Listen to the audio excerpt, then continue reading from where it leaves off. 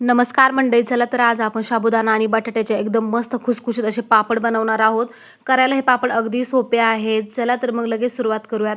त्या अगोदर चॅनलवरती नवीन असाल असेच नवनवीन रेसिपीज व्हिडिओ बघण्यासाठी चॅनलला नक्की सबस्क्राईब करा आणि अशा पद्धतीचे पापड तुम्ही नक्की बनवून बघा. खूप सोप्या पद्धतीने बनवलेले आहेत.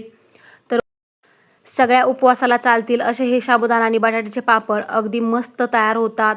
चला तर मग लगेच सुरुवात करूयात. हे पापड बनवताना जास्त उन्हाची गरजसुद्धा भासत नाही. अगदी कमी उन्हामध्ये किंवा सावलीमध्ये सुद्धा एक दिवसभर हे पापड वाळून जातात. अगदी मस्त हे पापड तयार होतात. बघू शकता किती मस्त रंग आलेला आहे. अगदी खुसखुशीत हे पापड तयार झालेले आहेत. चला तर मग सुरुवात करूयात. इथे मी 1.5 किलो बटाटा घेतलेला आहे. अगदी मोठ्या साईजचे बटाटे घेतले. तुम्ही छोट्या साईजचे सुद्धा घेऊ शकता. 1.5 किलो बटाटा आहे तर अर्धा पाव पाव म्हणजे अर्धा पाव इथे साबुदाणा आहे, म्हणजे पावशेरच्या निम्मा इथे साबुदाणा आहे.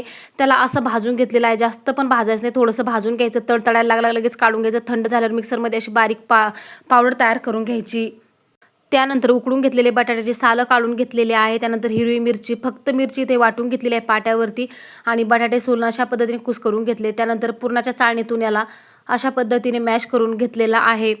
तर बटाटे जर तसे ठेवले किंवा हाताने जर कुस्करले तर त्यामध्ये थोडेसे बटाटे तसेच राहू शकतात. त्यामुळे पापड्या बनवताना सुद्धा छान बनवता येणार नाही. पुरणाच्या चाळणीतून हे काढून घेतलं. आता यामध्ये मिरची मिक्स करून घेतलेली आहे. हिरवी मिरची वाटलेली आहे. तुम्ही ते लाल मिरची सुद्धा वापरू शकता. आता जी साबुदाण्याची पावडर होती ती सुद्धा यामध्ये छान मिक्स करून घ्यायची आणि सगळं एकजीव करून घ्यायचं आहे. तर बघू शकता अगदी घट्टसर असा गोळा तयार झालेला आहे. याचे लगेच पापड बनवून घ्यायचे आहेत. हे पापड करायला अगदी सोपे आहे. तुम्ही नक्की बनवून बघा या पद्धतीचे पापड.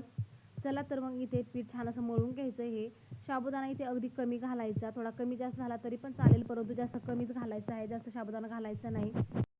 आता हे पीठ मळून झालेलं आहे. तर अशा प्लॅस्टिकचा कवर घ्यायचं. ते साबुदाण्याची पिशवी होती, मी त्याला कट करून घेतलं. असं असं मशीन घ्यायचं किंवा पुरी यंत्रसुद्धा आपण याला म्हणू शकतो. आता ह्या प्लॅस्टिकच्या कवरला थोडंसं तूप लावून घ्यायचं, कारण आपण हे उपवासासाठी बनवलेले होते. आता एक प्लॅस्टिकचा कवर घेतलेला आहे. इथे साबुदाण्याची पिशवी होती कडकमधली, ती घेतली. खाली तूप लावलं. आता एक गोळा टाकून घ्यायचा आहे चमच्याच्या सहाय्याने. कसा वेडा वाकडा टाकायचा तरी सुद्धा ते गोल बनलं जातं. तर आज वरून सुद्धा एक प्लॅस्टिकचा कवर ठेवायचा आणि ह्या यंत्राच्या सहाय्याने आपण ही पापड बनवून घेणार आहोत. चला तर मग अशा पद्धतीने दुसरा एक कवर यावरती टाकून घ्यायचा आणि वरून हे यंत्र अशा पद्धतीने दाबून घ्यायचं आहे. अगदी गोल मस्त पातळसर असा पापड इथे तयार होतो. तर बघू शकता इथे मस्त पापड तयार झालेला आहे. लगेच याला वाळवायला टाकायचं आहे उन्हामध्ये. हे अजिबात उलत नाही किंवा असे तुटत सुद्धा नाही. अगदी मस्त सळसळीत इथे पापड तयार होतात. चला तर मग इथे एक पापड बनवलेला आहे. याला उन्हात टाकून घ्यायचं आणि सगळे पापड मी याच पद्धतीने बनवून घेतले. बघू शकता अगदी थोड्या वेळानंतर 1-2 तासानंतर उन्हातील पापड अशा पद्धतीने सुकलेले आहे. लगेच दुसऱ्याही साईडने पलटून टाकायचे आहेत. सगळे पापड या पद्धतीने पलटायचे आणि एका दिवसामध्ये मस्त कडक उन्हामध्ये पापड वाळून जातात. जर ऊन नसेल तरीसुद्धा हे पापड हवेने मस्त वाळले जातात. चला तर सगळे पापड आता दुसऱ्या साईडने पलटून टाकायचे आणि अशा पद्धतीने वाळून घ्यायचे आहे. आता हे पापड बनवून झाले, वाळून झाले की तुम्हाला मी हे पापड तळून देखील दाखवणार आहे. चला तर मग सगळे पापड मी आता पलटून टाकलेले आहेत. दुपारी अशा पद्धतीचे पापड दिसत आहे. अगदी पातळसर मस्त हे पापड झालेले आहेत. तर इथे पापड सगळे बनवून झालेले आहेत. तर बघू शकता संध्याकाळच्या वेळेला अशा पद्धतीने सगळे पापड हे वाळून तयार झालेले आहेत. अगदी पातळसर बघू शकता ट्रान्सपरंट हे पापड दिसत आहे. तर अगदी मस्त झाले आहेत. चला तर आता हे पापड आपण तळून बघणार आहोत. अगदी मस्त खुसखुशीत उपवासाचे पापड इथे बनलेले आहेत. नक्की बनवून बघा या पद्धतीचे अगदी मस्त पापड तयार झालेले आहेत. तर कशी वाटली तुम्हाला ही रेसिपी कमेंट्समध्ये सांगा. व्हिडिओ जराही आवडला तर नक्कीच लाईक करा. इतरांसोबत सुद्धा जास्तीत जास्त ही रेसिपी शेअर करा.